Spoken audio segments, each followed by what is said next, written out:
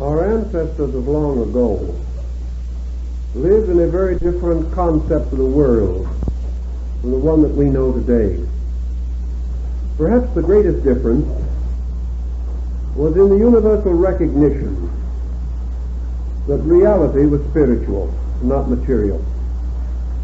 That all physical and material things were suspended from spiritual causes. And man, searching for these causes, instinctively turned his attention to what he regarded as the superior parts of the world. Ancient man had already come to a very important decision concerning the mystery of life.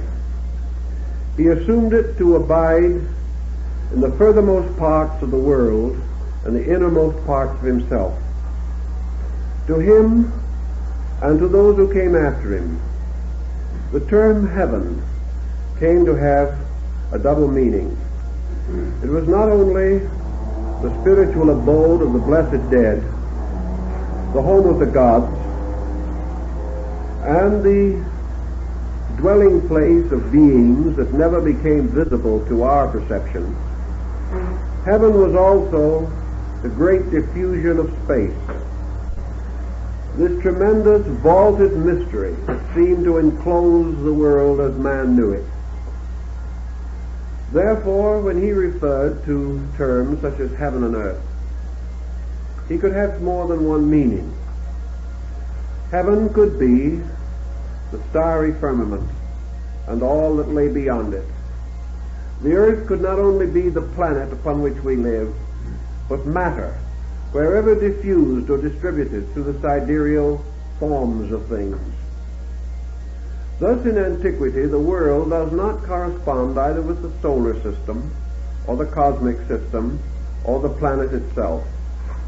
The world is a state of being, and for particular purposes the ancient regarded the world as the material state of being. He extended it outward not only to the orbits of the planets, but out into space, into all the hypothetical physical forms that might exist anywhere in the great material diffusion of matter and substance and of elements and essences. He then gradually came to conclude that there were three kinds of energies operating in all created things.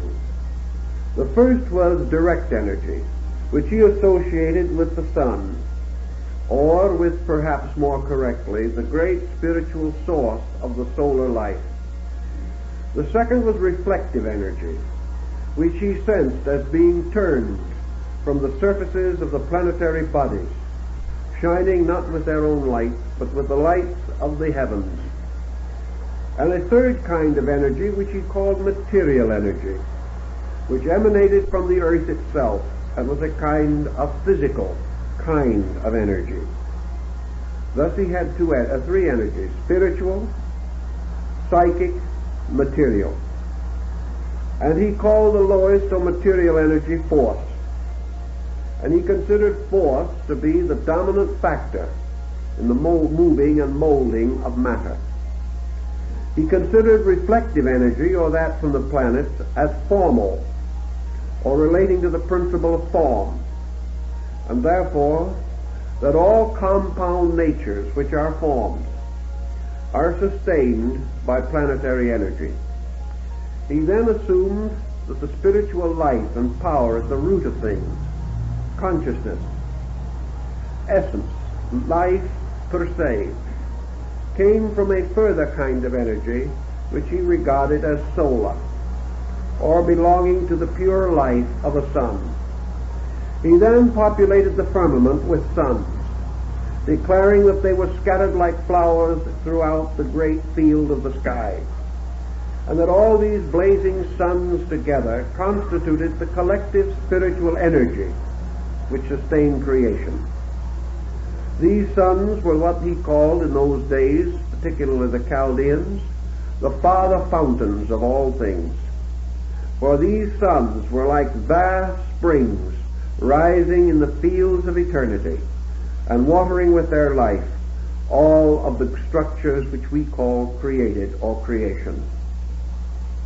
Thus, from the beginning, he had a very spiritual concept of the universe in which he lived. All causes came from the great spiritual sources of life. He did not fully understand these sources, nor was he perhaps equipped to analyze the astronomical mystery of the cosmos.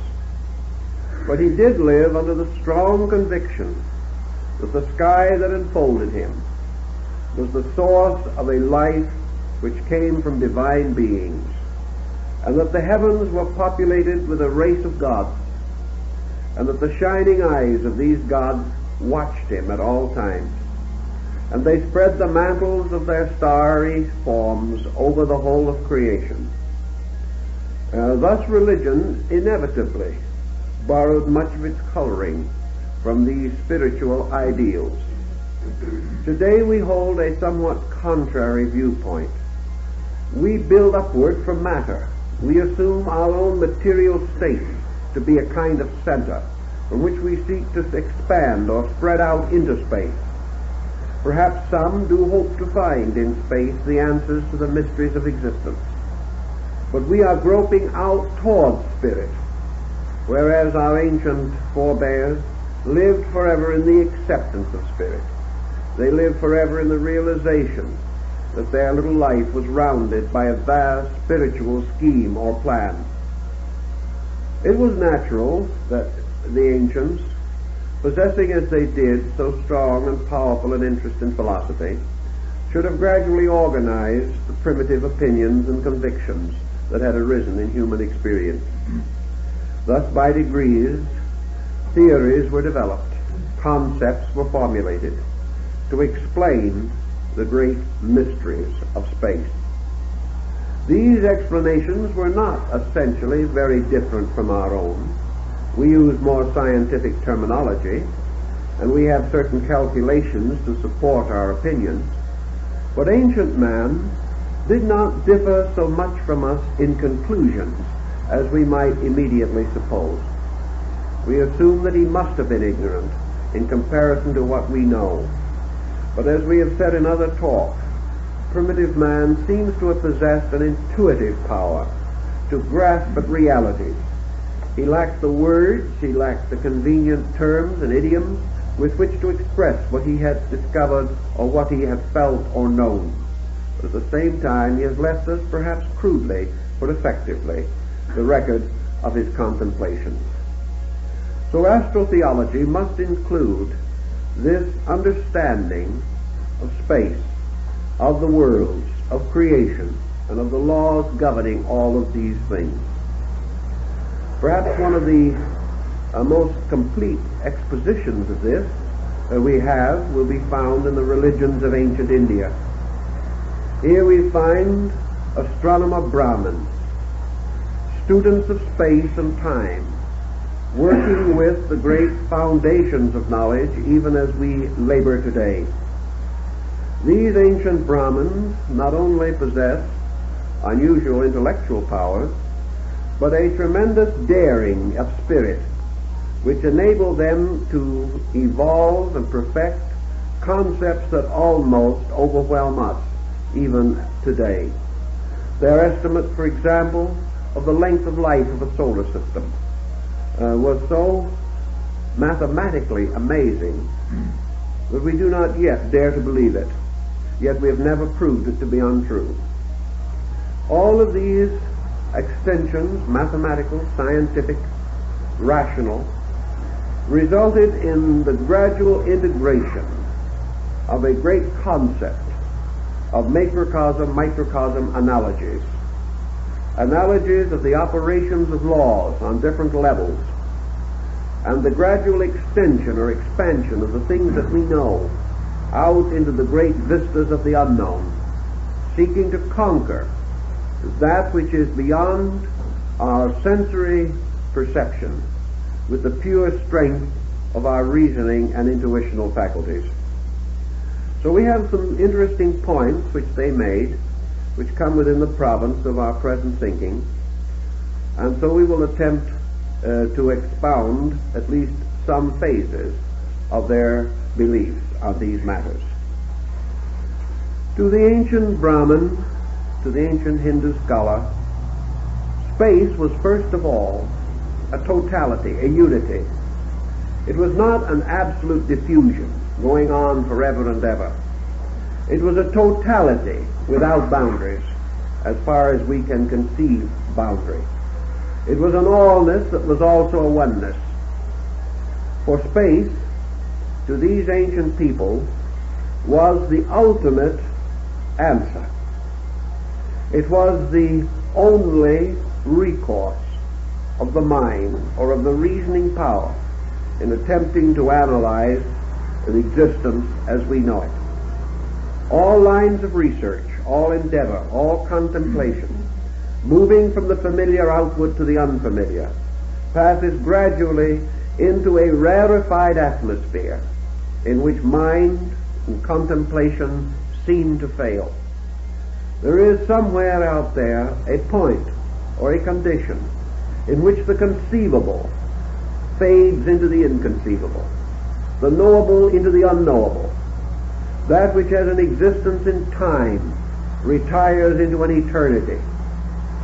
And in this great collective concept of ultimates, ancient man established his definition of space.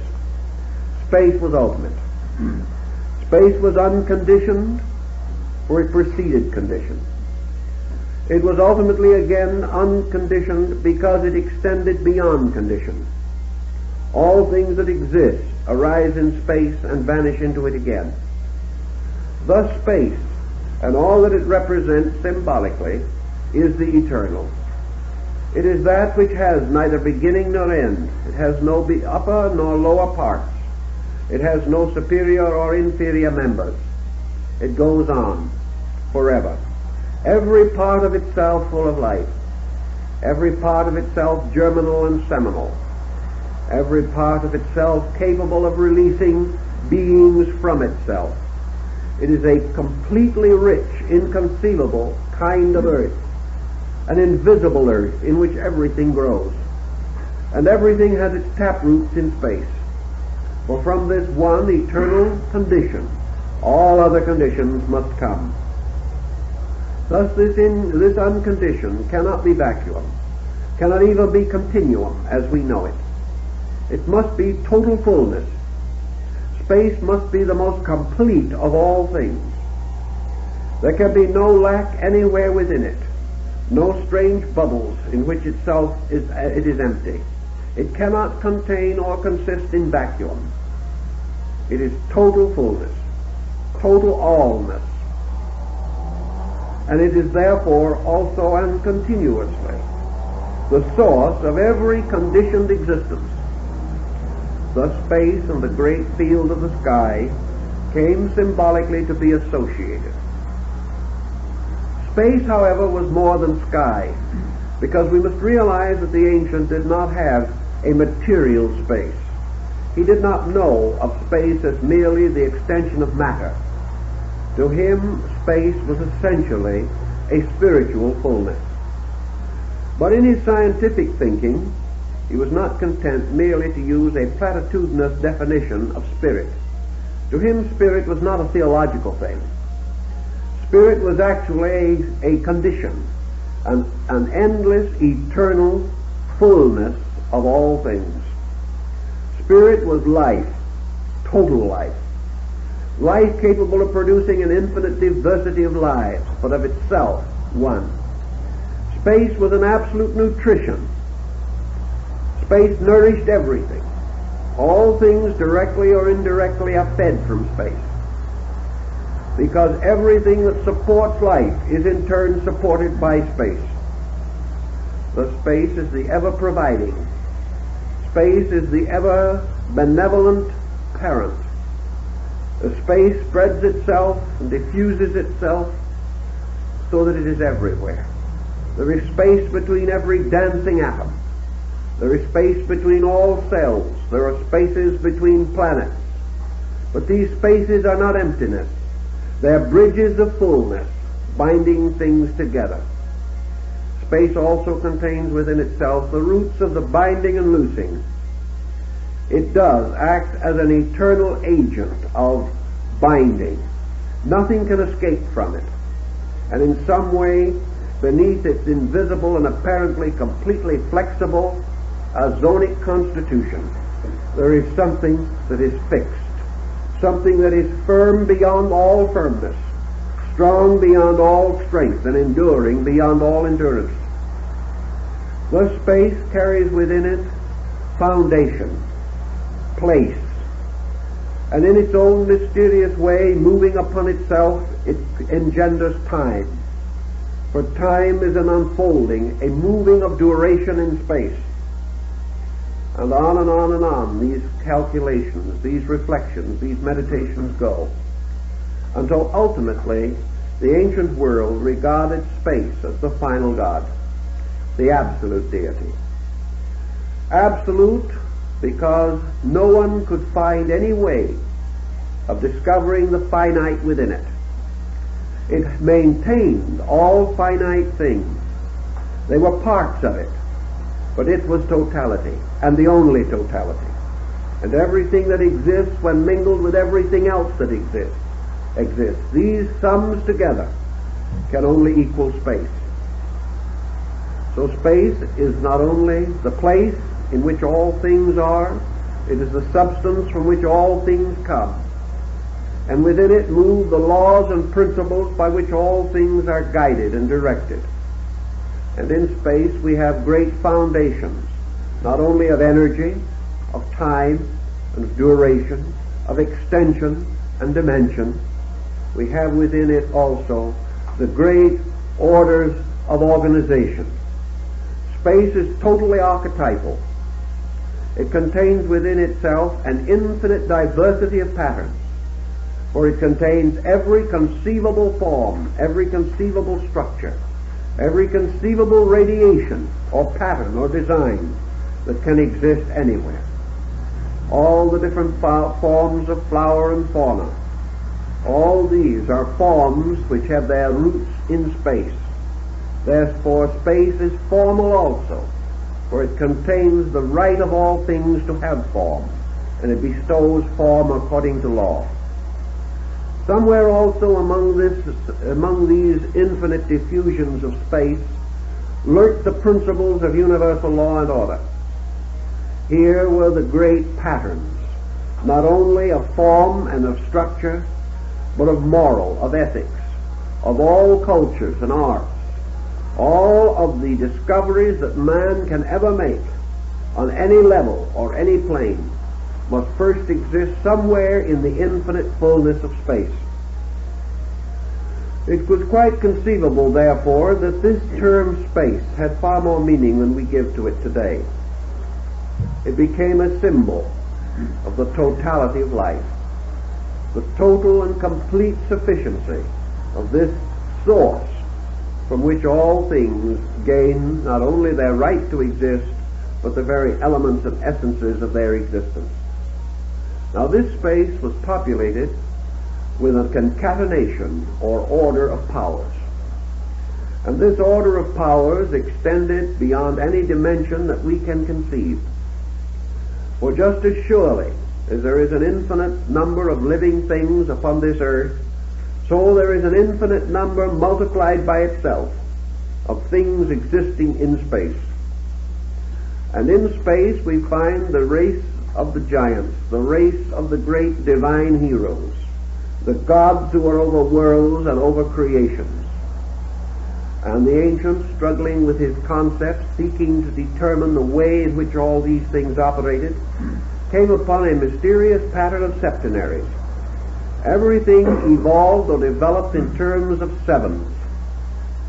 And therefore, in the very dawn of things, a septenary of powers, representing the 7 primary attributes that man was able to experience concerning universal energies. These attributes, as emanations or as emergencies, flowed out of space. They were the primary archetypal form generated within space. Now, by what means and under what conditions are we to assume that space, moving endlessly in its own nature and substance, should pass through alternations of objectivity and subjectivity? The ancient, observing everything else in space, assumed likewise that motion was there. Motion originated in a movement of space. Motion existed in two forms, or of two kinds: motion in suspension and motion in action. Space in its own substance was infinite motion in suspension. Space contained the potential of all movement because it possessed all direction. But this movement passed through alternate periods of action and inaction, an immense rhythm residing within space, like a cosmic pulsation. Just as the tides of the earth ebb and flow, so the tides of space are forever moving, and space is either outpouring or indrawing constantly. Space is like a breathing, the breath of Shiva. It breathes forth worlds by exhalation, and it draws them back into itself again by inhalation.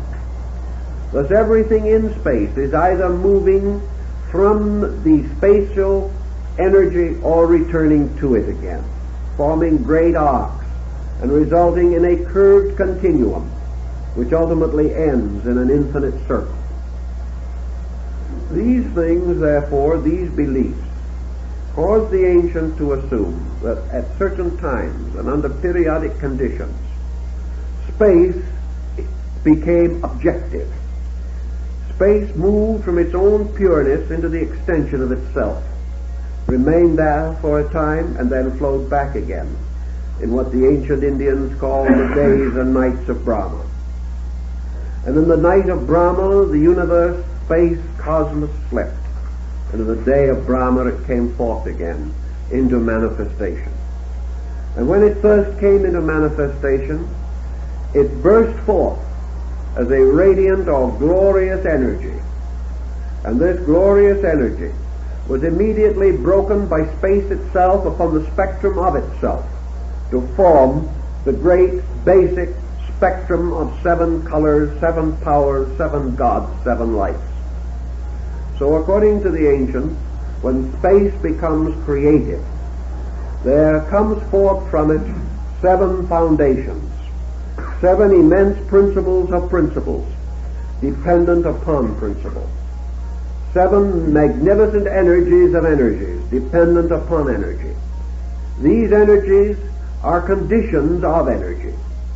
And the coming forth of the 7 does not mean that space is 7 times manifested.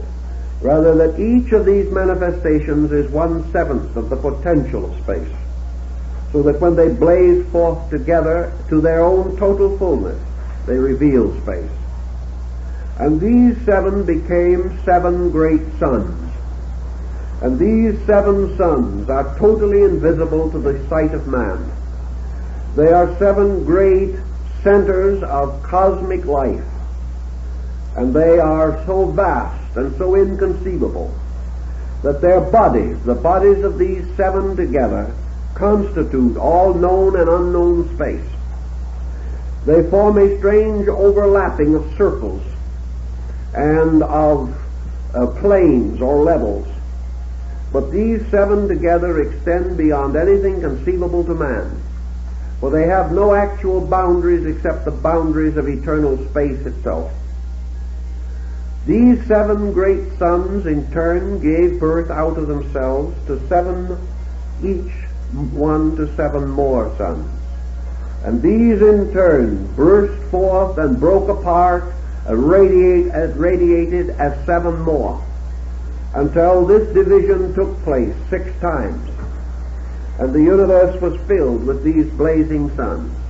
And then came the 7th, and with the bursting of this 7th came forth that race which we call in astronomy universal suns. In other words, we haven't even gotten down yet to the point where astronomy can conceive or take over the procedure, because we are now dealing with the gradual filling of the parts of space set aside for creation, with this tremendous race of solar beings, and at the extremity of the great process as we know it, came forth the cosmic suns. And these cosmic suns each had its throne in the great diffusion of space. And each of these sovereign cosmic suns existed within the body of one of the greater orders, which in turn dwelt within one still superior to itself, until finally, by retiring upward through this tremendous cycle of manifestation, man returned ultimately again to space itself. Now these universal suns, each with its own power, created its family, broke forth into its own manifestation as cosmic suns. And these cosmic suns in turn brought forth their progeny of lights, and these became the suns of solar systems. Thus our sun is one of these, said by the ancients to be 8 degrees removed from cause, and to be therefore one of the lesser lights of the sky, one of the smaller parts. And the other great orders of suns and their cosmic systems and their universal chains and their great space organizations became symbolized to the ancients as the great field of constellations. For these constellations to the ancients were all alive. Everything in space was alive. There was no death.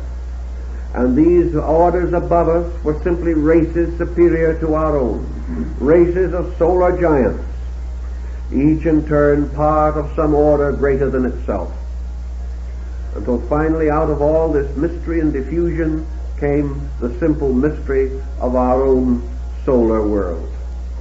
Now these suns in space, cosmic, universal, and beyond, each had its own progenies, and each produced its own kind of planets, and these had their luminaries.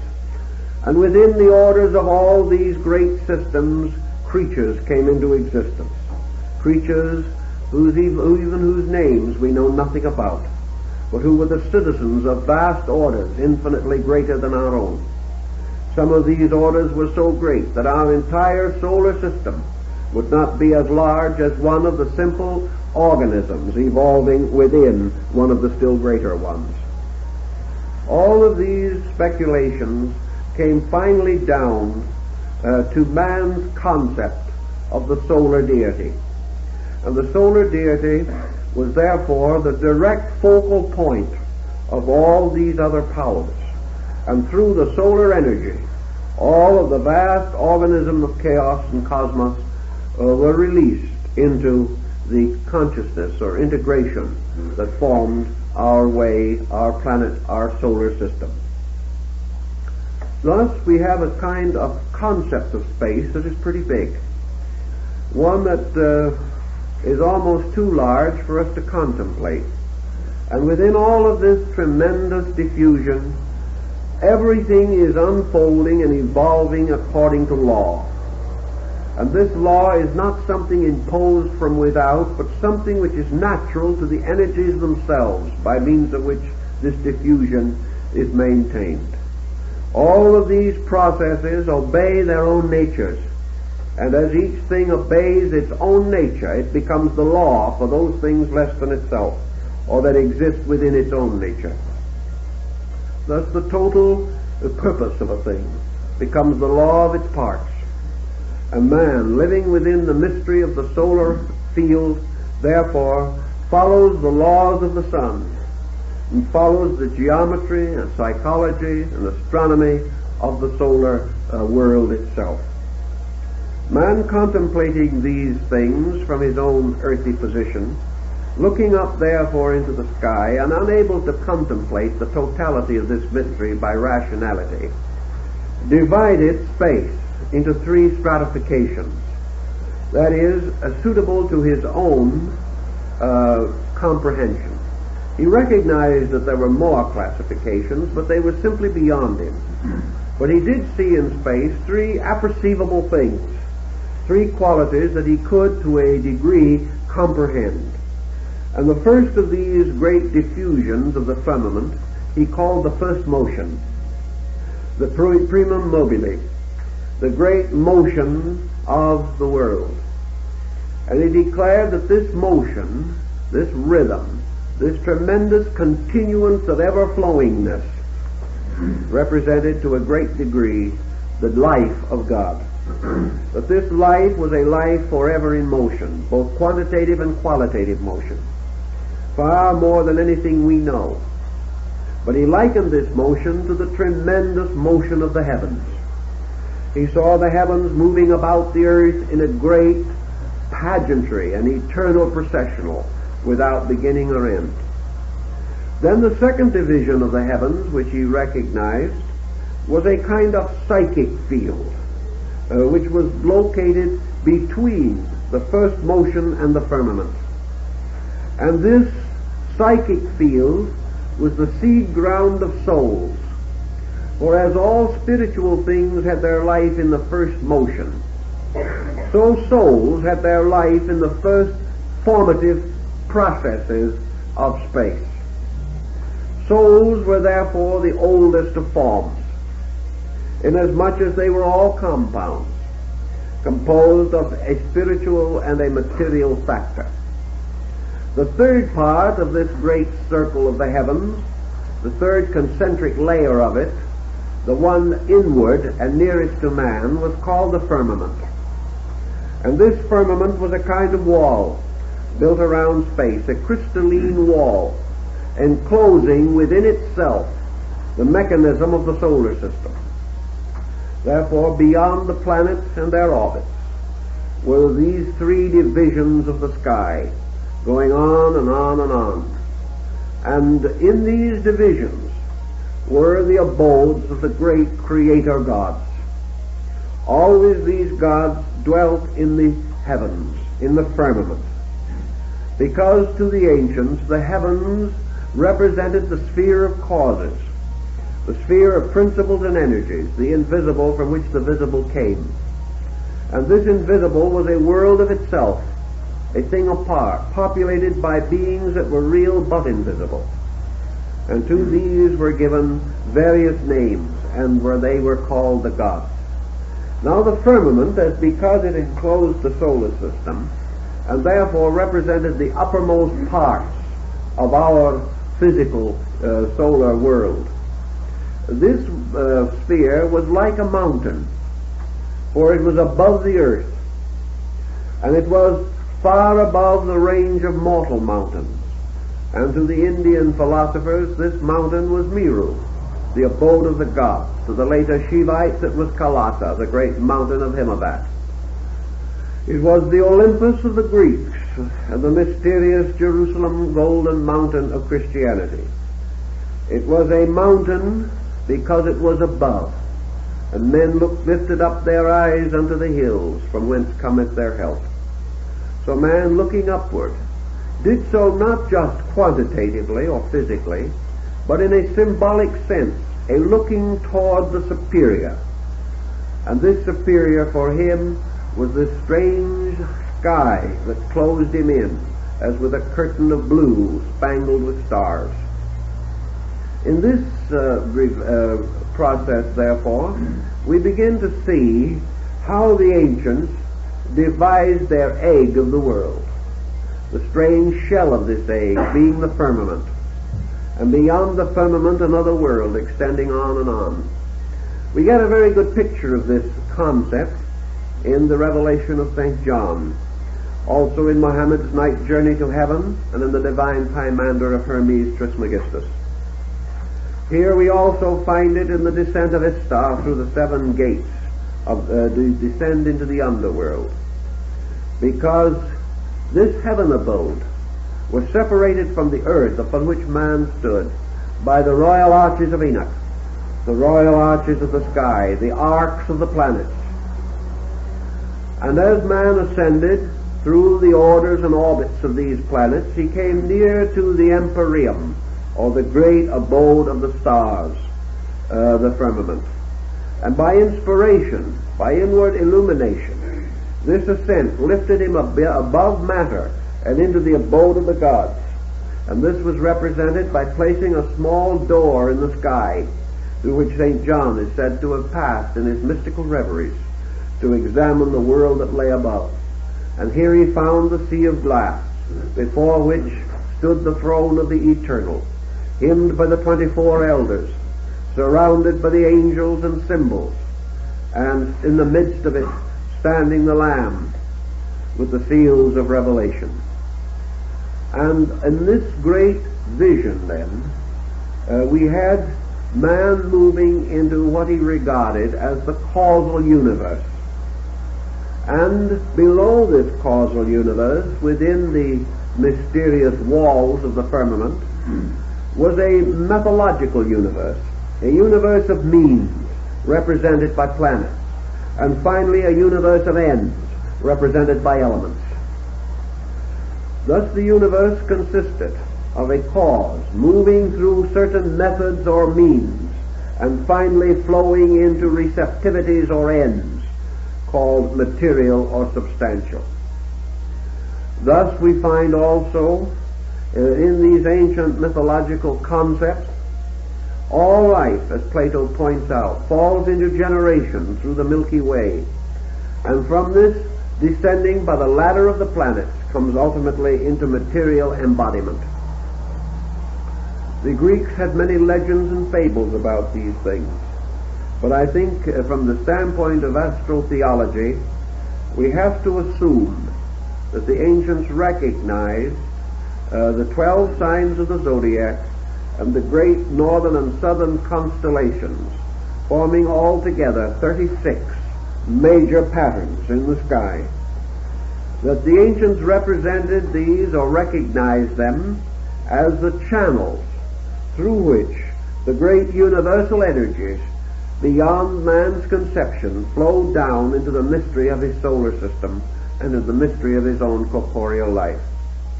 Thus these constellations came to have certain meanings, certain distinct and special attributes, and it was believed that as the ancient Jewish people held that there were 12 tribes of Israel, Israel being an ancient generic term simply to signify the world, humanity, and kinds of life, that there were 12 orders of life that were nourished and fed by the energy which fell through the constellations of the zodiacal band, and that these 12 were further differentiated by the northern and southern constellations until 36 forms or 36 emanational currents could be recognized. It was all heaven moving in upon man, supplying him constantly with energies. It was man's concept that when his material life was finished, he would return again to the sky from which he came. He must first, however, pass through a kind of purging in purgatory, or a place of darkness underneath the earth. He went down into the earth, but his spirit returned to the stars, and beyond the stars, into the mysterious heavenly world, which was the magnificent counterpart of the lowly earth that we know. This forms a kind of study in anatomy, the anatomy of the universe. And in the researches that we carry on relating to these subjects, we become increasingly aware that all this fitted together to give us a great religious idea, a religious concept that was to remain and be restated through practically every faith of mankind. So let us try and examine for a little while the development of the concept of the mysteries, as these mysteries depended upon the constellational diffusion. We told you something last week about the precession of the equinoxes, and how the great religions and faiths of the world were influenced by the sun's crossing over, or the passing over of the sun at the vernal equinox. This is part of our story, but there is very much more to it. So let us try and follow for a few minutes some of the symbolism that will help us in connection with this. We all know the labors of Hercules. We also know the partial story repeated of these labors in the story of Samson. We are aware of the story of the 12 adventures or voyages of Sinbad the Sailor. All of these have to do with the same type of cosmological symbolism. This mysterious 12 returns again in the 12 prophets, the 12 patriarchs, and the judges that judged over Israel. They come back again in the jewels of the breastplate of the high priest, the loaves of the shewbread. They come again in the circle of the 12 disciples, and in all of the different groups that we have. Wherever the astronomical symbolism impresses itself upon religion, we find the revival of three numbers of great importance: 12, 7, and 4. These numbers always return because they are the great astronomical numbers.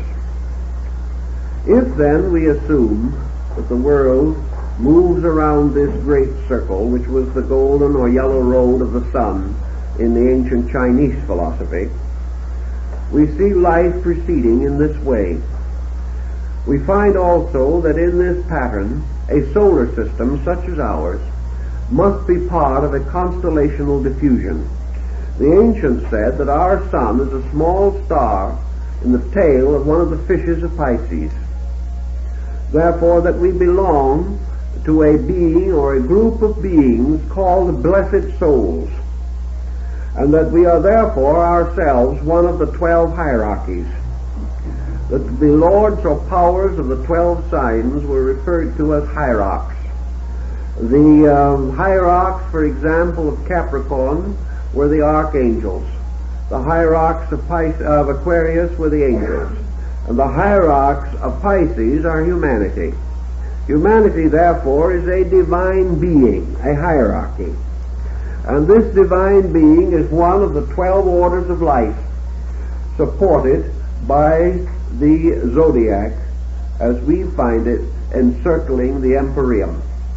Now you might say that this zodiac encircles many suns, and is made up of an infinite number of suns. So we come to a fine point that was rather carefully worked out by the ancients. This is true.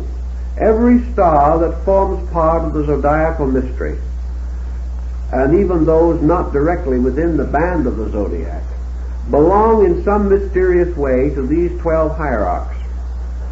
But they are related to the zodiac in different perspectives and in different relationships. Actually, we are in the constellation of Pisces, although we do not know it. Therefore, each of the stars within a certain constellation has a certain polarization. And another star within the constellation of Aquarius has a different polarization. And as a result of that, its relation to all the other signs is different. Consequently, actually, in this great family of planets and stars, there are no two alike. Each one is in a different relationship to all the others, and each one is passing through a great cycle of growth according to the laws governing its own constellational body. For this constellational body is a superior being within which a group of suns exist and have their being. All these divisions were charted and mapped for the ancients in order to give us some concept of the magnitude of the world in which we live.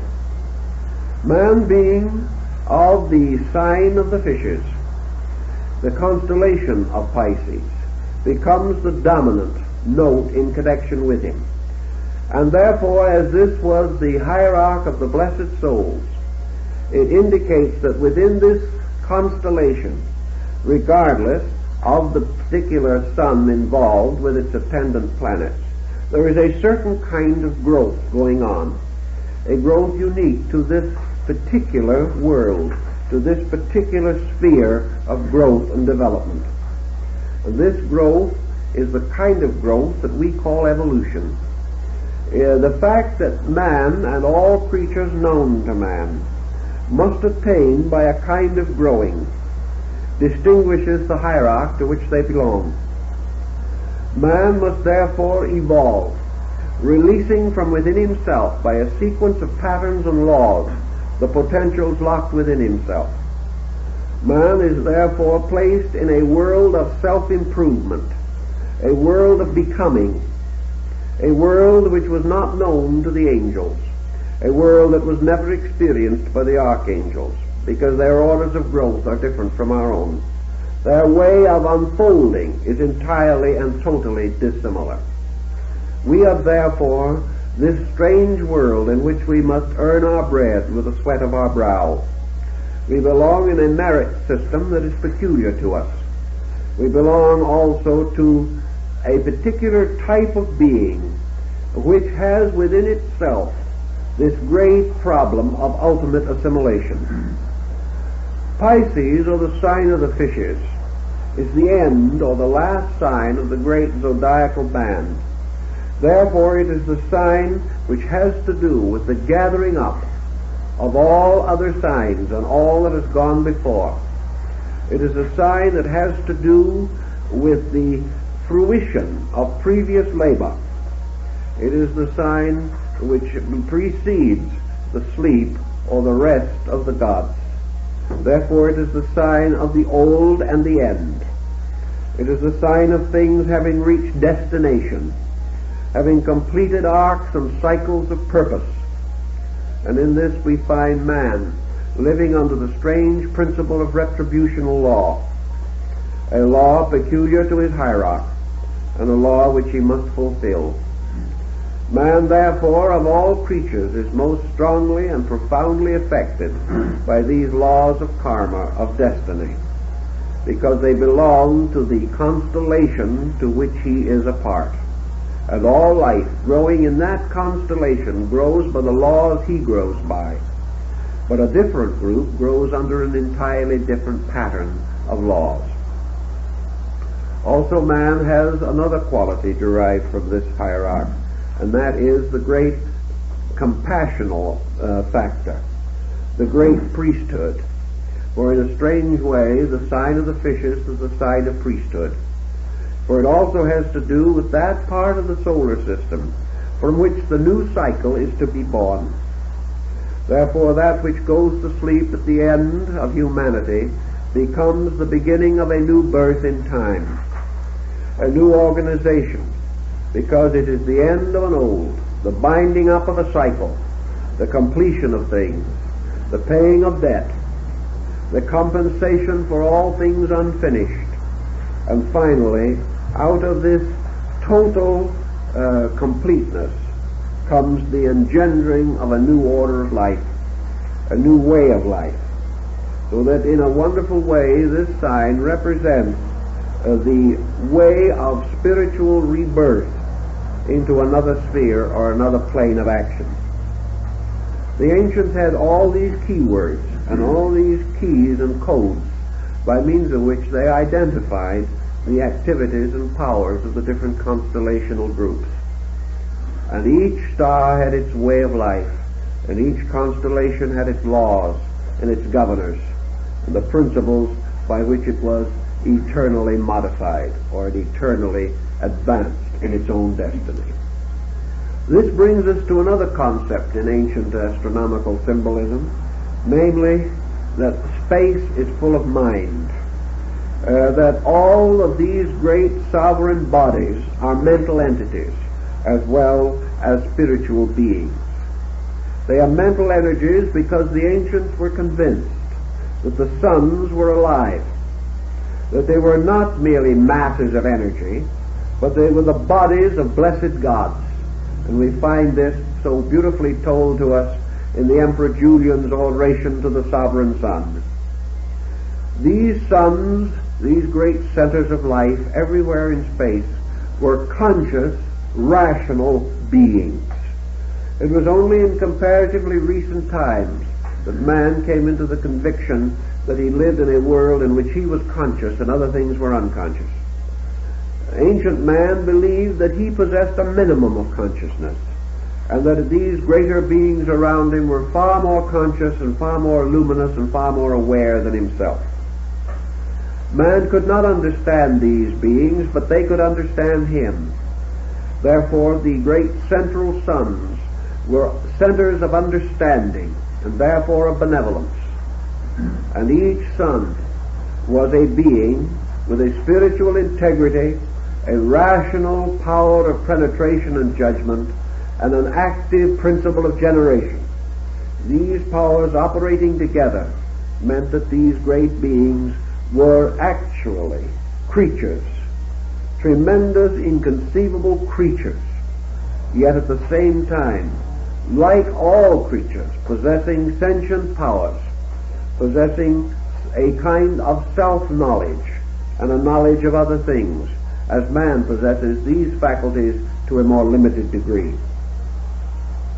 Thus there was a sidereal population of rational gods, of great beings, children of the great and superior one from which they all came. And these, like the elders of Revelation, bowed down in adoration before the throne, the great blazing mystery of the invisible sun, which was at the root of life. Thus everything was astronomical. Everything had to do with the setting up of formal thrones by means of which the wonders of nature could be made manifest. Now the opposite extremity of this vast pageantry was what we call earth. And earth was a very strange thing also, because earth was not, as we consider it, something substantial beneath our feet. The ancients were well aware that earth as an element was floating in the midst of a diffusion of life, that earth was a little island upon the surface of the sea of life, that earth and all other earthy things were conditions, not essentially places nor times, but kinds of life. And earth was to them a privation of active principles. Earth was the negative pole of heaven. Earth was the infinite receptivity into which all things of a dynamic were forever flowing. Earth was like a vessel that captured life into itself. Man's body was of earth. Therefore it was likewise a vessel which contained and captured within itself the life of heaven. All earthly things were therefore shadows, symbols, negative extensions of life, not absolutely deficient in life, but deprived of it in some way or part. Thus what we like to think of as matter was merely a temporary condition in this great mystery of life itself.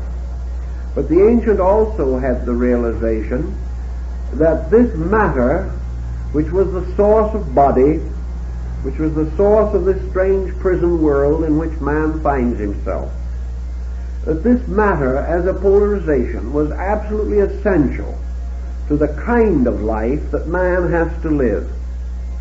Ancient man differed from modern man in another particular. Ancient man had a wonderful acceptance. Ancient man never questioned the validity or the rightness of things. He accepted that which the gods bestowed. It was his power and privilege to obey, to fulfill, not to doubt. So it never occurred to him in his older days that the earth was bad, or that matter had any bearing upon materialism.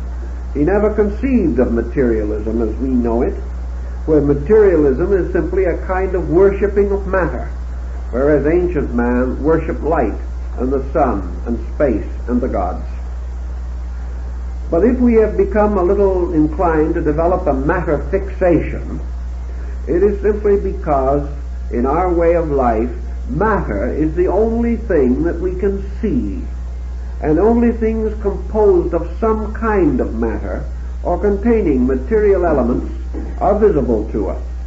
Pure life, pure intelligence, pure love are not visible to us, except when we clothe them in some material symbol by which they become recognizable, either through their attributes or through their propensities. But matter itself, which is body, the beginning of all bodily condition, is a receptacle which receives into itself the life and light of heaven as into another kind of earth. And from this earth the light bursts forth again through the seed, and all things grow upward from matter towards the life which is their common source. So we have elements.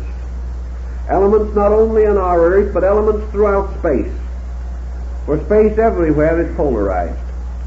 And wherever in space there is this matter pole existing, it is part of matter. Therefore matter has nothing to do with our solar system primarily or our earth primarily. It is a condition. a condition that exists wherever life moves out into activity, because it represents the receptivity which must receive that activity. And without polarization, life cannot manifest itself. And the moment it is polarized, it becomes life and matter. So matter is the infinite challenge, that which must ultimately be filled with life and must ultimately again return to life. Now matter produces out of its own mysteries bodies, and bodies themselves cannot exist merely out of matter. Matter is the substance, but there must always be the sculptor. Matter is the clay for the pot, but there must always be a potter to mold the clay. So matter extends on and on through space, visible and invisible actually, for its subtler parts still transcend our perceptions. But matter goes on and on and on. It is a tremendous material from which we can build almost anything, but it remains simply a great expanse of potential. In order that this matter shall become activated, shall have the power to produce out of itself something, or to be molded or made into something, there must arise between space and matter an intermediate power. And this intermediate power the ancients called mind. And mind was the beginning of the principle of form. For mind is the power which, molding matter, organizes it into forms.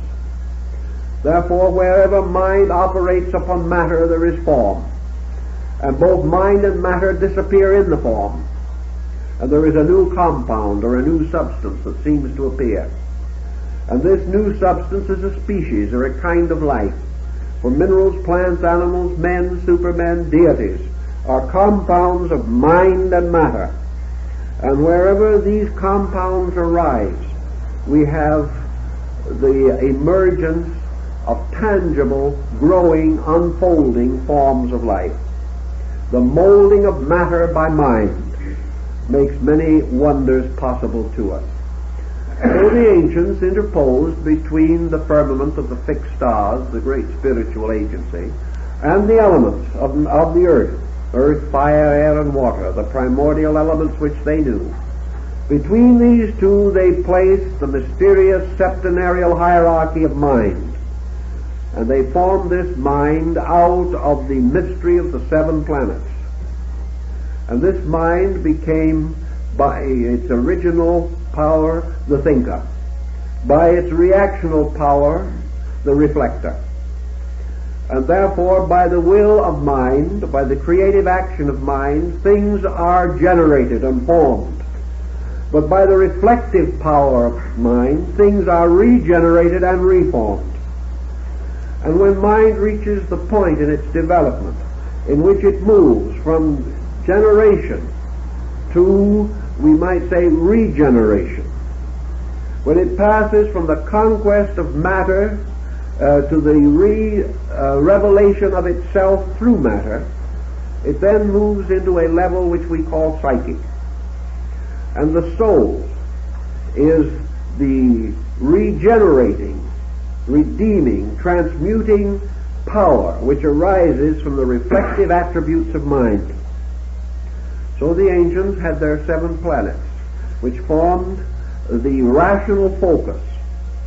These 7 planets gradually developed into the 7 powers of the human mind, represented and throned in the 7 parts of the brain, even as the 7 powers of the spirit are located in the septenarial division of the heart. The mind, therefore, with its 7 powers, became a second kind of creator, known as the demiurgus, or the God who creates formal things, to become the gradual formators of the world that we know. These were the Ammonian artificers who gouged out holes in space in Egyptian philosophy and made them into worlds. So mind becomes sort of the master of matter. It becomes the skillful artisan, the Tubal-Cain, the worker with fires. It becomes the power of ornamenting and glorifying. It is the builder, which causes to be built out of matter this mysterious symbolical form of the everlasting house of Solomon the king. So it is mind that organizes matter and builds it into a great palace, into a great temple, in which the God of ages is to be enshrined, is to find his material sanctuary among men. This power of mind is variously represented in ancient philosophy. But I think that we consider in most cases that this power of mind is particularly centered in the egoism of man. It is this power of mind by which man ultimately discovered his own identity, his own self-existence. And by establishing his own self-existence, he made the discovery that he was somewhere between heaven and earth. He had outgrown the earth, but he had not yet reached heaven. And he conceived, therefore, of a ladder uniting heaven and earth, the same ladder or the type of ladder that we find in the story of Jacob and his dream. This ladder was one upon which living beings ascend and descend. This ladder was the orbits of the 7 planets that extended upward from the surface of the earth to the inner surface of the firmament or the empyrean. And these 7 orbits were the abodes of 7 cosmocrators, or deities of creation. They were the ones who molded matter. They were the tyrants, the gods of old. They were the jealous gods of ancient nations and races. They were the ones that, moving about the earth, sought and accomplished the organization of the earth. Among them, according to the Olympian hierarchy, the parts of the world were divided and distributed. They were given their kingdoms, their temples, their sanctuaries. From them, the ancient Hindus say, came forth the continents and the races and the nations, each under the rulership of its own particular deity. But these deities in themselves simply represent the specializations of the 7 powers of the mind, moving relentlessly but magnificently, ultimately to become the 7 powers of the soul. Now this transformation of these 7 as first appearing, focusing their energies upon matter to produce creation, and finally becoming 7 doors through which creation escapes back into a spiritual state.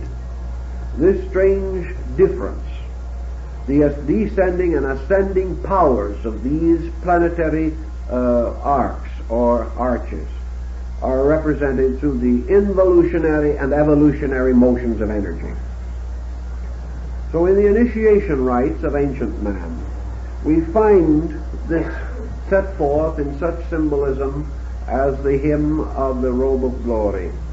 We see man as a spirit, man as a divine being, a part of God. We find him descending, in some systems voluntarily and in others involuntarily, but always that he is descending through the 7 orbits of the planets, as he descended through the royal arches of Enoch, to come finally to the earth, and there to go to sleep in matter, and there to remain asleep for a certain time, and finally to awaken from this sleep as an infant, to pass through the 7 ages which constitute physical life, and the 7 stages which represent the 7 degrees of spiritual evolution. We find, therefore, that these levels or stages or degrees are related to the 7 churches which are in Asia, and the 7 golden rungs of the ladder that fell from heaven so that Muhammad could ascend through the gates of the Empyrean. Man, then, has this 7-fold mystery within himself. He is ascending through 7 stages of consciousness, and he is returning gradually to the Empyrean, or to the heavenly state from which he came. He ascends through his own growth, through his own disciplines, and through the perfections of arts and sciences, for every labor that he performs is part of this septenary. Every degree of growth which he attains is part of it. His evolution through races, his evolution through religions, cultures, through great epics in history. All these turn back upon the septenary, and all parts can be measured and determined by the 7 levels of the soul, by which it ascends to the light from which it came. These are the 7 souls of the ancient Gnostic doctrine and of the Egyptian teaching about immortality. So we have man as a creature passing through an initiation ritual.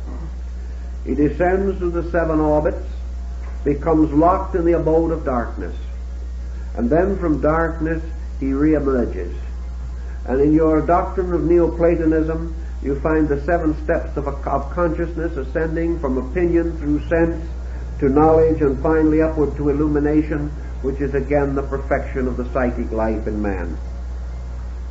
Incidentally, and by all these points, it is curious that in the evolutionary process, it is not the personal life of man, but the psychic life which must be saved. It is not the individuality, but the universality in man which is important.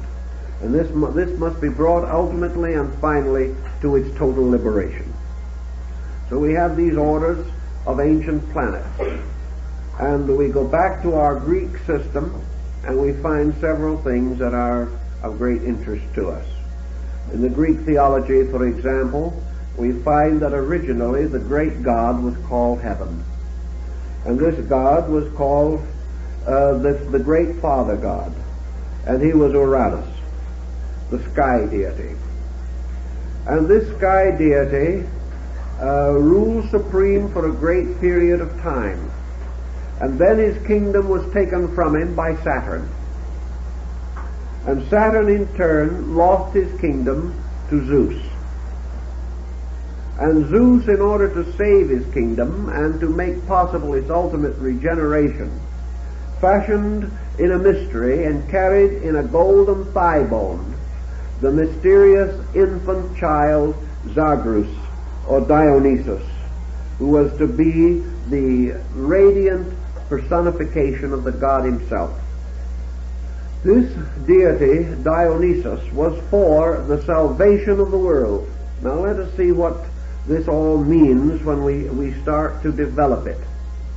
We see then that heaven, Uranus, losing its kingdom to Saturn, is the beginning of generation. This means the first orbit within the great mystery of the sky itself. Saturn was the ancient one, the old god, Cronus, and for some mysterious reason the ancient named the outer orbit of the solar system in honor of this deity, placed the symbol of Saturn as the sign of the ancient one, Cronus or time, and made this god the devourer of his own children. And Saturn, in order to preserve his kingdom, destroyed his children by eating them as rapidly as they were born. But finally, the wife of Saturn substituted a stone for one of the children, and this deceiving the god, Zeus was permitted to live, and Zeus in due time took over the kingdom of his father and fulfilled the ancient prophecy that was written in space. The legend here is rather obvious. Saturn is time. Time devours its own children. It devours everything which is engendered within it. Nothing that is born in time or of time can survive time. Therefore we have here a problem in substitution. By a subterfuge, something that was timeless was introduced into the pattern of time, and in this way Saturn was outwitted to produce out of itself or from itself the deity Zeus or Jupiter. Now let us go for a moment and remember that our ancients were not concerned with mere physical phenomena. What did Saturn represent? Saturn represented to the ancients supreme wisdom. Saturn was the ancient power that must ultimately also devour everything less than itself. Therefore all things that are born from wisdom must ultimately be devoured again by wisdom. This was the strange, abstract, contemplative wisdom of meditation. This was meditation from which things are born, but to which all things must return again. This was a kind of consciousness which engenders, but holding and possessing, always forces the thing which it has created to return to itself again and be dissolved. So Saturn, representing the beginning of creation, also becomes the symbol of death. For everything that is created must die. And everything that is born of the race of the Volsung in the Nordic mysteries is destined to the tragedy of the Götterdämmerung. All the heroes of the world must die because they are the progeny of death. So anciently Saturn, or Cronus, was represented carrying the scythe of death, sometimes represented as the reaper, and often as an aged person, often as a skeleton. Saturn was then the devourer, the ultimate. Saturn was the beginning of motions which in themselves must end.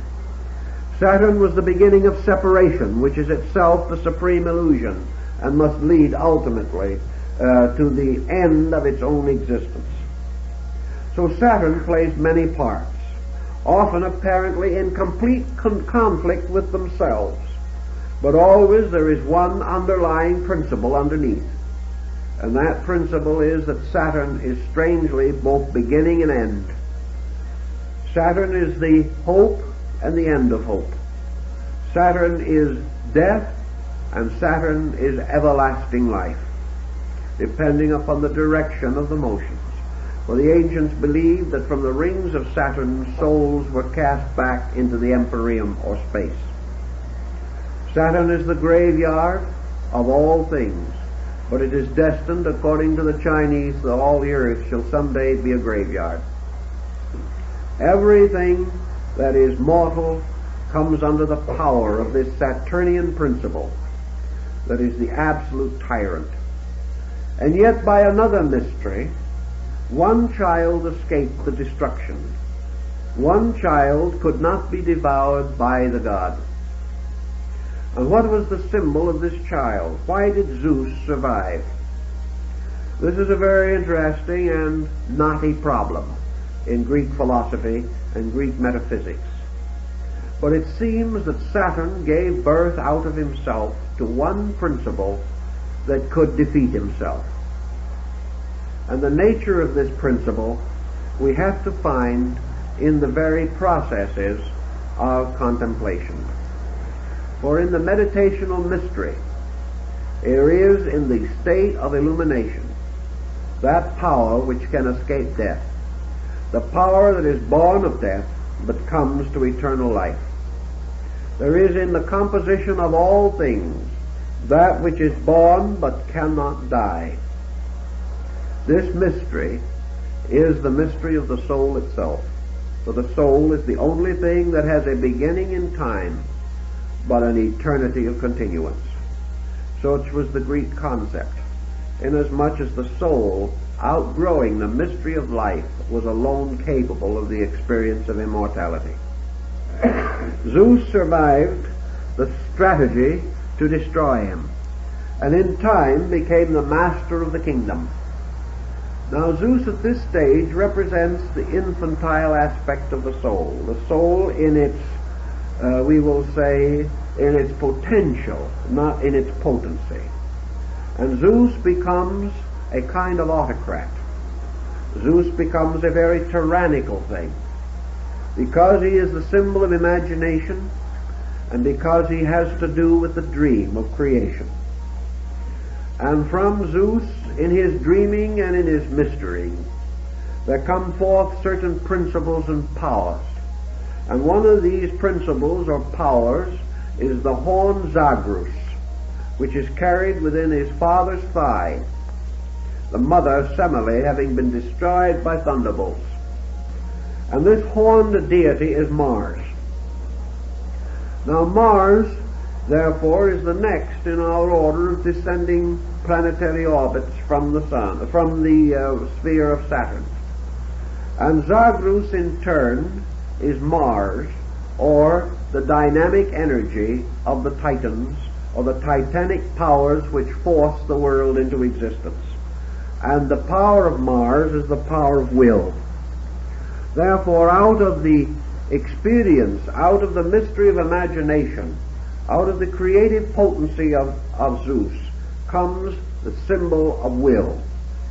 Will as the directing force by means of which worlds are brought into manifestation and by which the objective life of man is maintained. But this Zagros passes through a metamorphosis, because will in itself is a very subtle thing, as Schopenhauer points out.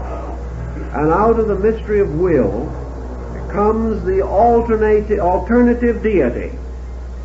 For from Zagros comes forth Dionysus.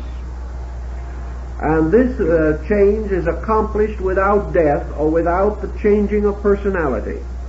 Zagros simply becomes Dionysus. And the means of this becoming is a metamorphosis so gradual and so systematic that it is almost impossible to determine the boundaries of the myth. Dionysus, of course, is the sun. So we find the solar system moving from the power of Mars to the power of the sun. Now the sun, therefore, becomes a kind of regeneration or redirection of the power of will.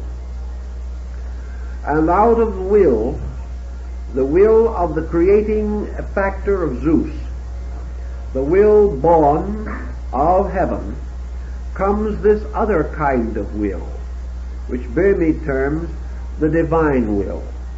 The will of man, the will of nature, the will of the universe, to the achievement of the great spiritual mystery.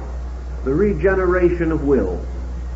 The transformation of will from the force aspect to the compassion aspect. So that the great power to create things, to force things, to move things, is transformed from will to love. And love becomes a supreme power taking the place of will. And in this, Zeus gives his beloved son, transforming him from the will aspect to the love aspect. And as soon as this is achieved, Dionysus begins his great adventure which leads to his final tragedy. For it is the inevitable tragedy of love that it must perish. And love, strangely enough, dies for its world, or dies into its world. And in the mystery of Dionysus and his adventures, we have the focal point of the human ego.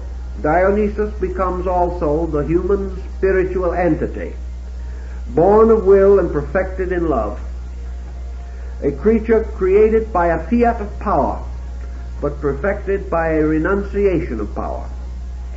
So Zagros and Dionysus become the polarities of will as power and love as redeeming power. Thus we have descended now through the four arches of the sky, the orbits of the planets Saturn, Jupiter, Mars, and the Sun. And we find the Sun placed midway in the septenary. This makes it possible for the Sun to be the fourth from below and the fourth from above, constituting a point of mingling. The Sun's location, then, corresponds almost exactly with the location of the heart in the human body, suspended between the two great focal points of creation and generation, and also the middle ground of the soul or psychic field. And the Sun, or the ego, standing in the midst of itself, standing in the middle part of the great septenary of the soul sphere, has the right and has the power to extend its rays upward to the contemplations of causes, or to descend with its rays into the underworld to become involved in the mystery of effects. If the sun falls into the underworld, it is there for 3 degrees or 3 days buried. For it descends through the orbits of the 3 inferior planets and is finally placed within the earth, which is the underworld. And in turning further downward, this new power, this power which we call the compassion or love of God, falls next into its reflection or negative correspondent, becoming involved in the mystery of Venus, which is like the Venusberg in Tannhäuser or Kundry in the Parsifal cycle. For as the sun, blessed of its father and bearing its father's power of divine love, representing the ego, falls into the orbit of Venus, it falls into sensory or sensuous love. It falls into the personal out of the impersonal, for it is descending downward now into the mystery of illusion. And Venus is the guardian of the garden of illusion. And Venus represents the appetitive and emotional powers of the soul. Captured within these powers, held like Parsifal in an enchanted garden, the soul begins to substitute human emotion for divine emotion, substitutes attachment to form for attachment to life, substitutes the beautification of externals for the glorification of eternals.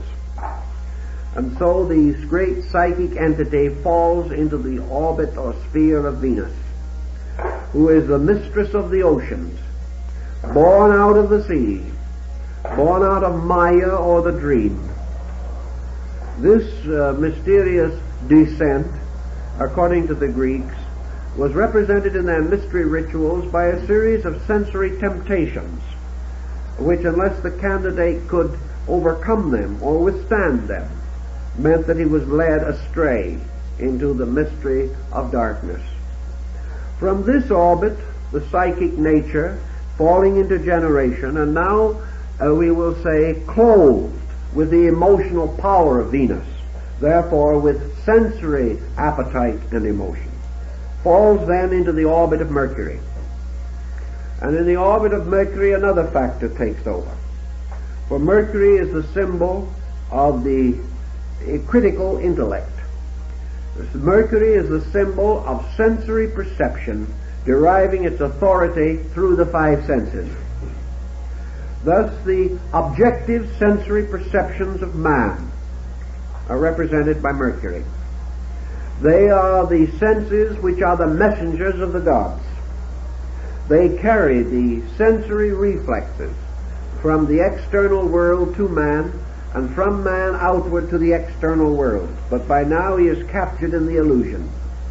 Therefore now, not only does the emotional nature tyrannize him, but also the intellective principle, in its negative polarity, Mercury, begins to burden him with opinion, divides him, creates criticism, sets him upon a division of learning, of attitudes, in which little by little the unities of knowledge are lost, so that Mercury makes him the critic rather than the knower. It makes him the intellectual rather than the wise person. And having become invested and involved, therefore, with the powers of the sensory illusions, the generating or incarnating soul falls into the orbit of the moon, which is the last before the actual embodiment or the final descent into matter. The orbit of the moon is the orbit of imagination. Imagination, supported and sustained by sensory perception and the amatory principle of Venus, closes in upon the individual, limiting the soul more and more to a kind of life that emerges only from within itself, or as the ancient Greeks said, placing man totally under the tyranny of his own interpretation of things. For imagination creates the world we live in. We do not live in a world as it is, we live in a world as it seems to us. Every neurosis, every bitterness, every defeat in our own nature colors our concept of the whole world. And as our own disillusionments increase, as our own vitality decreases, the world closes in upon us as a terrible or hateful thing. Imagination gives us false motivations, limits us and binds us constantly with the effects of our own inward imageries. Drawing upon the darkening resources of our inner lives, in our slow descent, we come finally into the amazing and incredible condition that we no longer even are capable of seeing the world as it is, knowing the world even with the aid of the sensory perceptions, because everything that we see is instantly interpreted. Everything that we contact is distorted and deformed by our own imaging about it. And so we finally land in a kind of personal universe in which each individual creates his own world in spite of the world he lives in. And instead of being a citizen of the earth, he becomes only a partisan within his own tiny world, the world perhaps of himself alone, or of his family, or of a few limited ties. He loses complete sight of even the facts of the world around him, creating an imaginary series of facts that are valid only to himself, facts which are constantly subject to change because they are not real, because they have no foundation in abiding truth. And according to the Greeks, when this descending being reaches this point, it is coming very near and dangerously close to the final involvement. For the material world, which we call the earth, is surrounded by a kind of humid atmosphere. Thales was one who developed quite a philosophy of this humid atmosphere.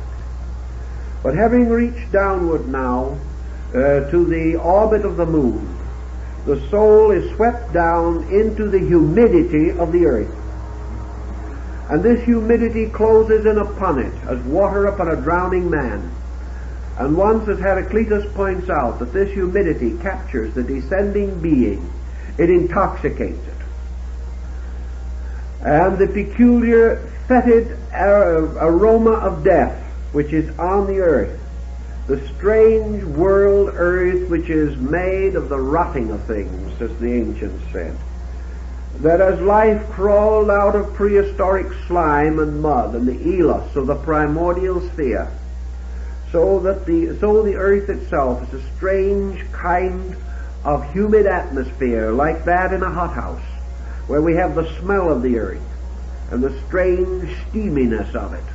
And the ancients said that this was a kind of atmosphere which, when the soul becomes immersed in it, acts like an intoxicating liquor. The soul becomes drunk or intoxicated, as we find in the myth of Cupid and Psyche, where Psyche, having been immersed in matter, can no longer walk straightly, but walks with a strange twisting motion, staggering about.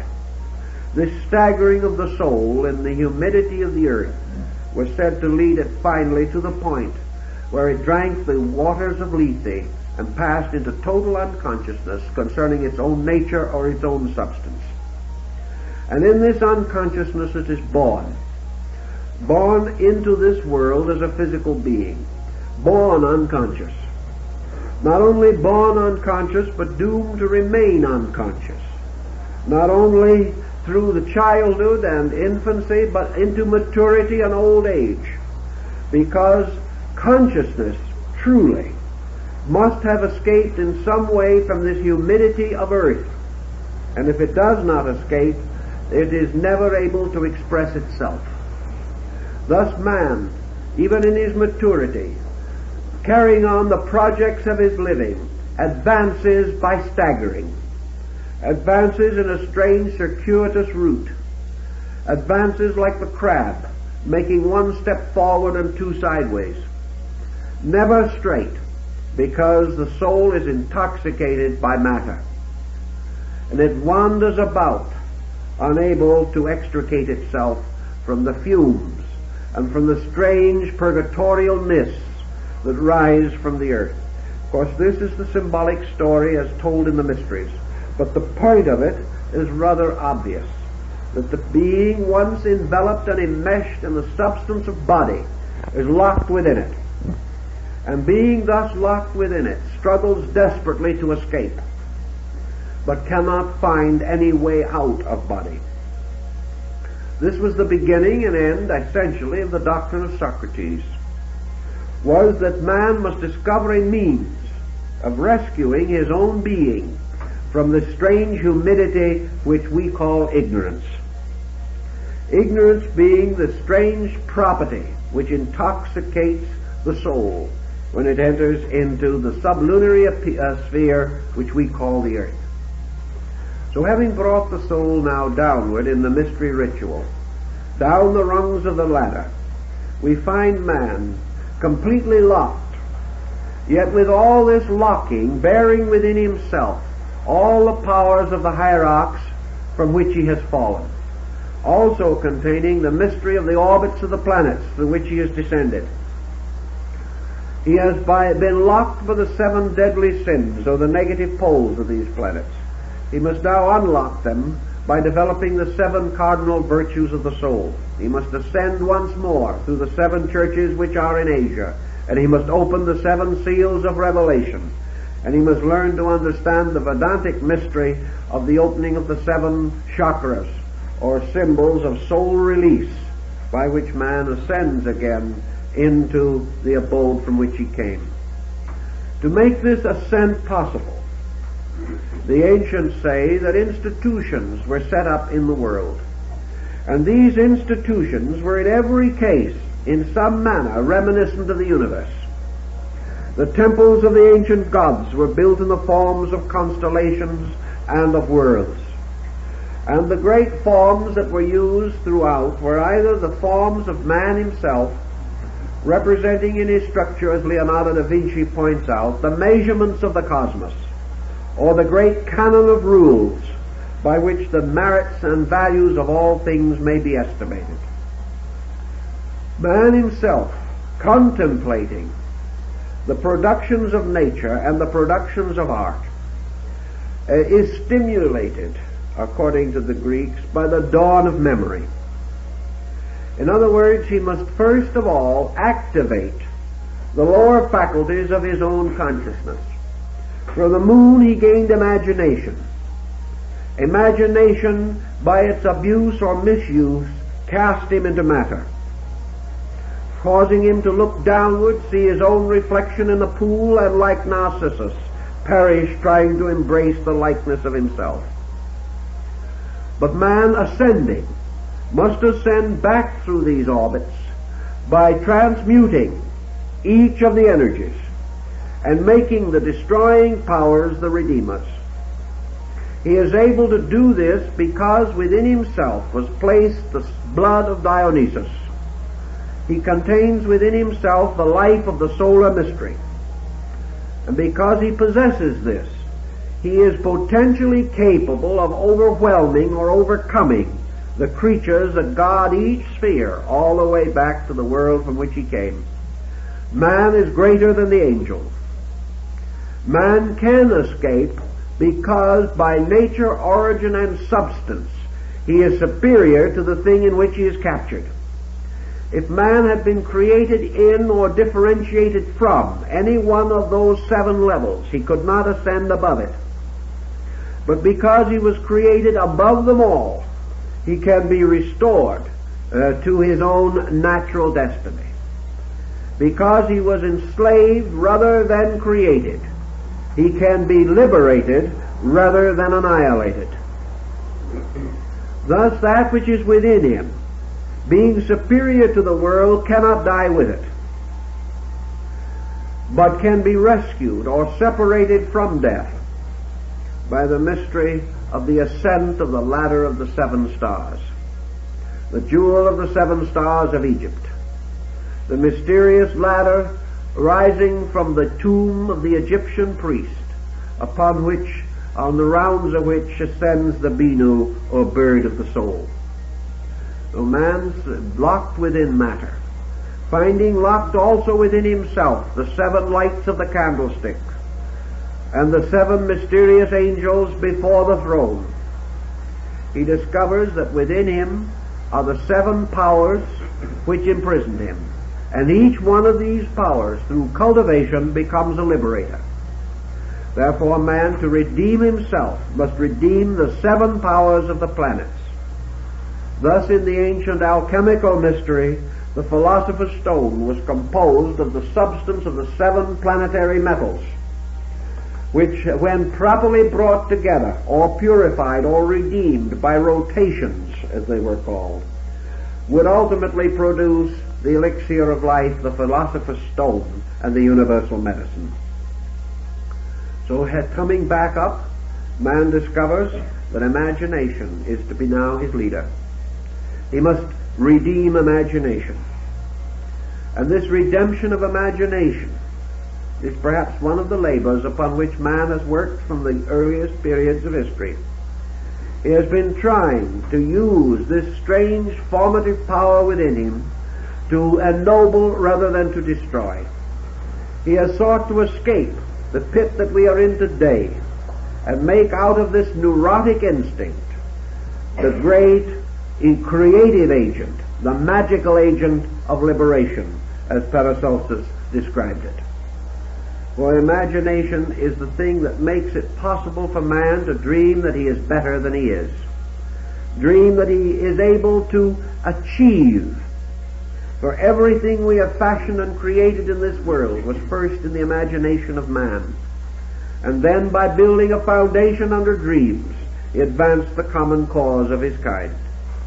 So the purification and redemption of imagination causes man to first imagine and then comprehend the magnificent integrity and order of the universe. He sees himself as a god. He sees himself as a divine creature, and is moved by this vision to become like that which he desires to be.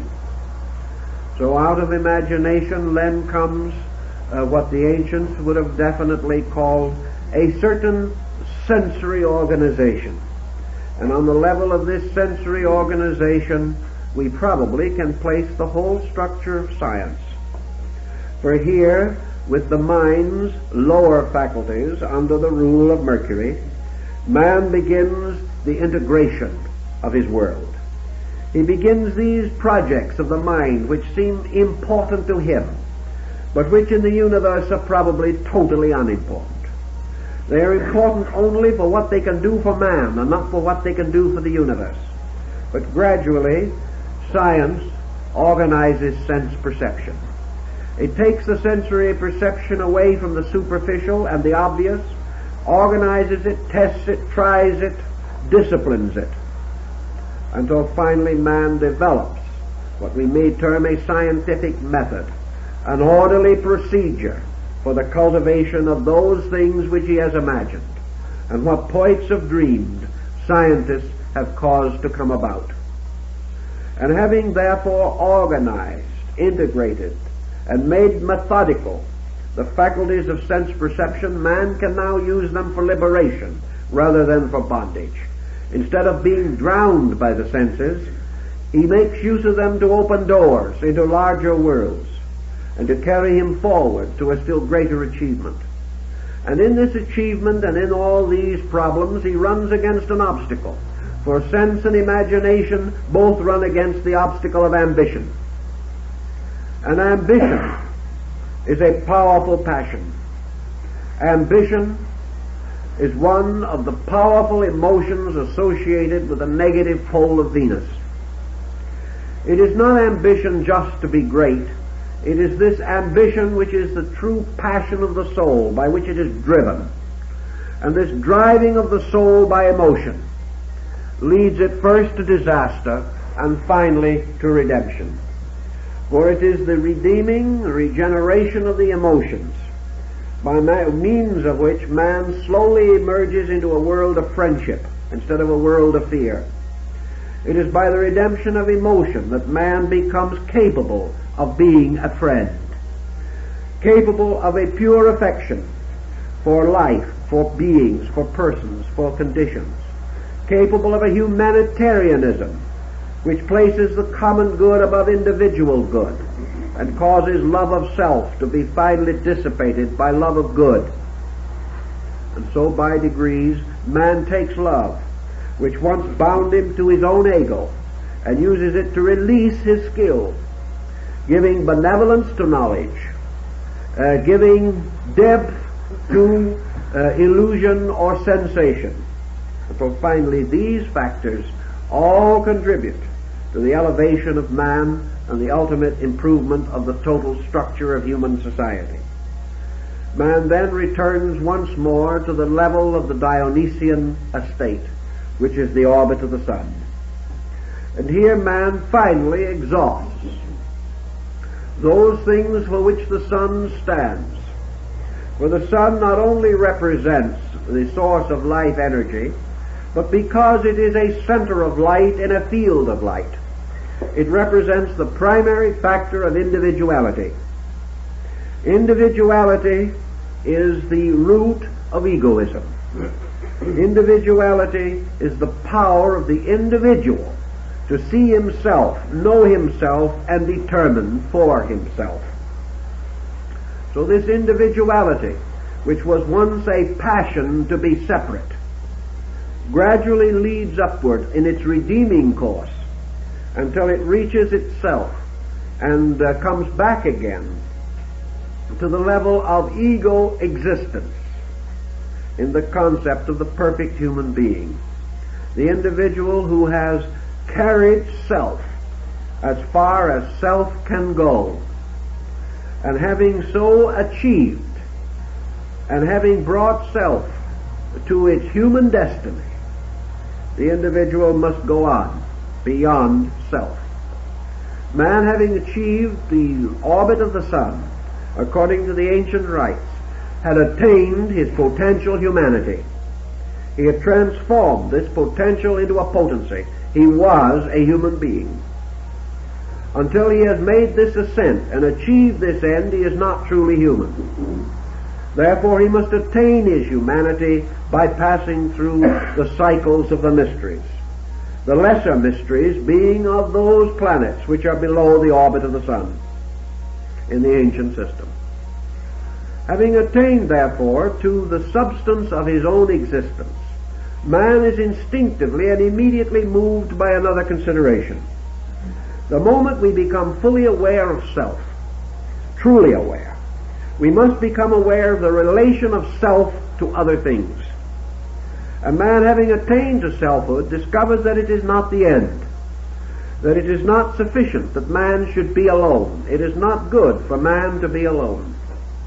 It is not good for the individual to simply be himself, even though that self may be a rich and luminous experience. So man continues to expand upward into the heroic state of the Greeks. And in the heroic state he comes again into the influence of Mars, now upon the ascending order. For of the order of heroes are such as Achilles, a mighty warrior, Odysseus, a strong and brave man, Hercules, slayer of the Nubian lion, and many other wonderful and magnificent adventures. Mars, therefore, now represents a new kind of energy introduced. And it is this kind of energy which causes the individual to ascend to the heroic state. That which was the martial principle of aggressiveness now takes the form of man's dynamic determination to overcome the egoism in himself.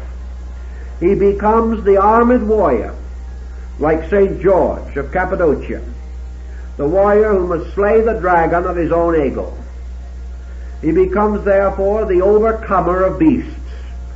He becomes the cleanser of stables. He becomes capable of capturing the girdle of the Amazons. One step by step he achieves the heroic state, the hero represented by the man of spiritual action. Now the man of spiritual action is the one in whom this action is both dynamic and internal. It is the action which is great enough and strong enough to break the tie of the ego. And so, like the mysterious story of Alexander, the hero cuts the Gordian knot, and in that way escapes the confusion which binds and holds the ordinary mortal. The heroic state, then, is the state of the redeemed Mars, where it makes the hero of the world. It makes the conqueror who conquers not with the sword, but with the light of truth. It is the individual who has the supreme heroic power to conquer self, and to take the sword of swift detachment and cut low the mystery of illusion. It is consequently this strange conflict of Siegfried the Dragon Slayer. It is the hero self now, as the armed and plumed warrior, who turns upon illusion, and with the pure power of the heroic consciousness overcomes it. In the Greek legend, therefore, those who thus overcome and thereby achieve the reversal of the curse placed by Zagreus in the descending order, these who then ascend are reunited to the demiurgus Zeus, entering into the Jupiterian state. And the Jupiterian state in the ancient Greek system or symbol was the state of true or universal mind. Here the individual begins to take upon his own consciousness the mind which is above ego.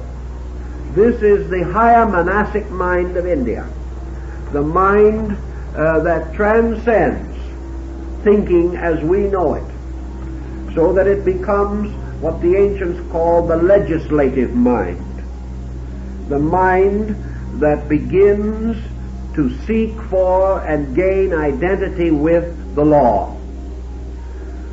Thus, the mind on the level of Zeus is mind consciously identified with universal law, for it is by law that Zeus brought forth the world, and it is by law that man folds up the world again and puts it away.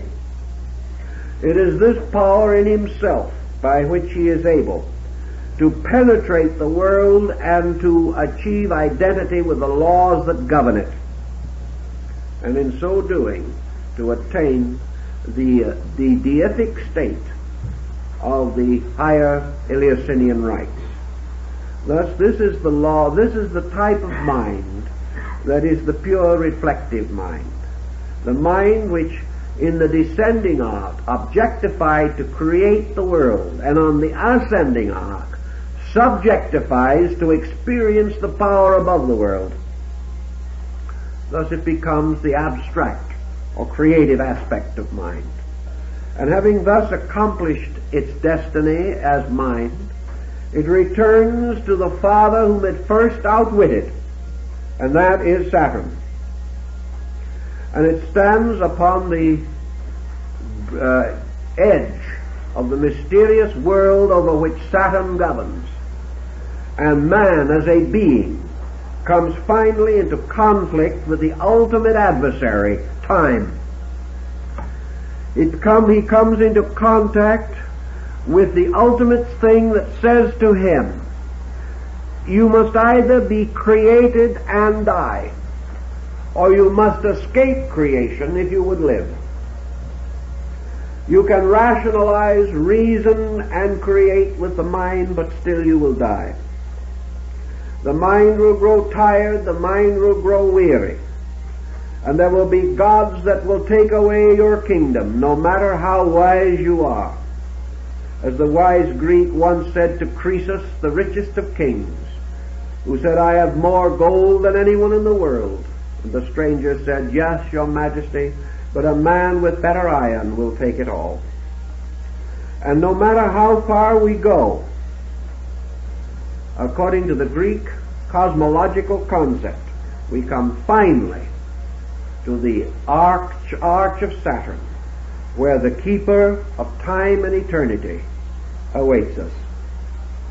man to elude Saturn, or to evade, or to fulfill, or to pass through this mystery, to escape from it in some directional manner, must therefore face the mystery of death, the mystery of time, the mystery of existence. For all of these things hang like pendants upon Saturn's slender and emaciated structure. So man finds that he approaches Saturn, that the reaper is there to gather all that belongs to itself. And as Saturn is the father of generations, and is the one from whom all the seven mysteries of existence are suspended, Saturn can claim them all, take them back one by one.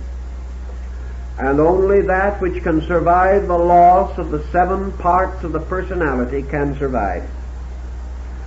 So the aspirant, the dreamer after the mysteries, then comes to the realization that the only way he can save his life is to lose it. That the only way that he can gain everlastingness is to free himself totally and completely from the illusion of existence. This would be equivalent to the Buddhist nirvana. This is equivalent to the absolute samadhi of the higher Vedanta. Actual consciousness on the Mahaparinirvanic plane. So here the being has to make the great decision of the total renunciation of all the things that Saturn can claim. And Saturn can claim everything that belongs to us, including ourselves. But the thing that Saturn cannot claim is that which belongs to Uranus, the lord of the sky. For Saturn is the son of Uranus, and he cannot claim the father's part. So the only thing that man can take away beyond the orbit of Saturn is the mystery of heaven itself.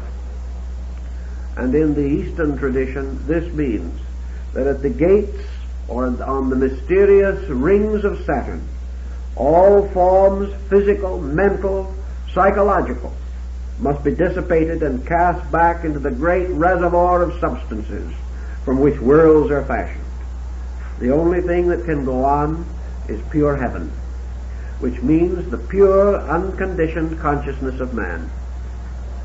This consciousness then returns to the great Father of all, and from the great Father, Uranus, it is restored in due time to the mystery of the constellations, and it comes into another life above the firmament, a life which, as Buddha points out, because it is positive, whereas all our living is negative, is unknowable to us. Because what we call wisdom is only a degree of ignorance. What we call happiness is the least degree of misery. What we call security is the least degree of insecurity.